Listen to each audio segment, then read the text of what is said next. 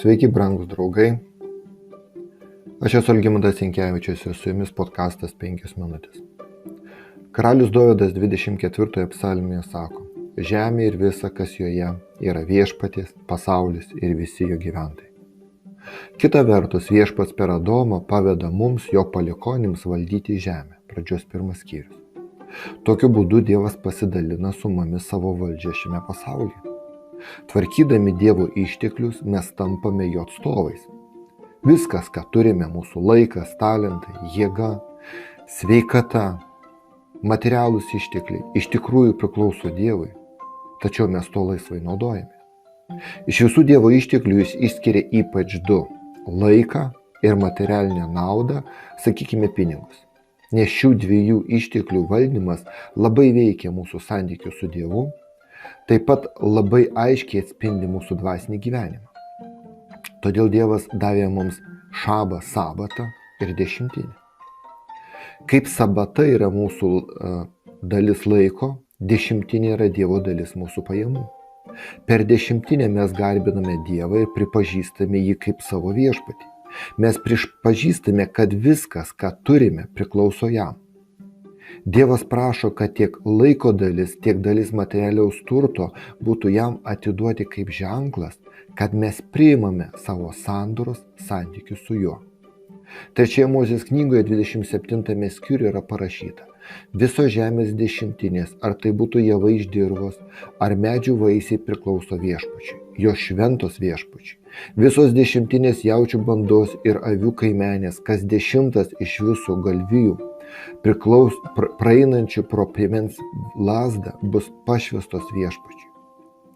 Kai viešpas pasirinko levitus ir kunigus, būtent dešimtinė buvo jų materialinės gerovės pagrindas, skaičių 18 skyrius.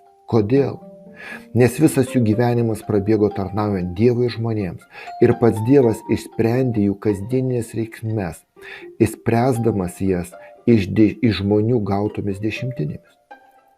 Levitams kabutėse mokėjo ne žmonės, o Dievas levitus palaimino iš to, ko palaimino visą savo tautą.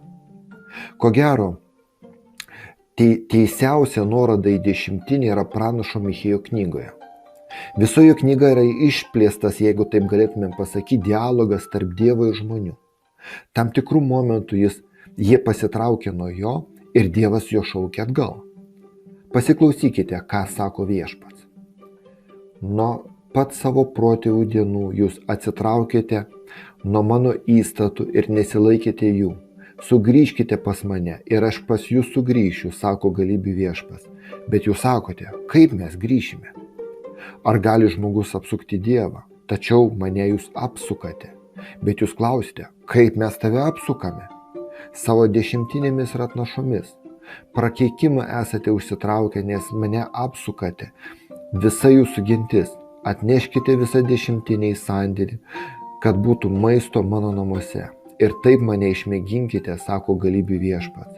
Aš tikrai atidarysiu jums dangaus langus ir pilte apipilsiu jūs visokeriopą palaimą. Malachio 3 skyrius. Dėl savo atsisakymo Dievo tauta negali mėgautis jo palaiminimais, o viešpats tvirtina, kad šios palaiminimus galima atkurti, bet tik žmonių ištikimybės kontekste. Ištikimybės dešimtinėje yra svarbi mūsų mokinystės ir garbinimo dalis. Dešimtinė yra šventa. Dievas ją paskelbė savo. Visgi, tai nereiškia, kad visa kita yra mūsų. Kada mes gražiname jam 10% to, ką jis mums davė, mes primename savo, kad viskas, kas yra mūsų piniginėje, priklauso jam. Visos mūsų lėšos turi būti išleistos taip, kad būtų garbinamas Dievas, o ne antraip. Ir jei mums toks supratimas ateis, jei patikėtas valdymas taps mūsų gyvenimo būdu, tada visa visata pamatys, kad iš nuodėmės vergų mes tapome aukščiausiai Dievo atstovais, bendradarbiais, jo reikalų tvarkytojais šioje žemėje. Su jumis buvo 5 minutės ir Algimantas Jankevičius.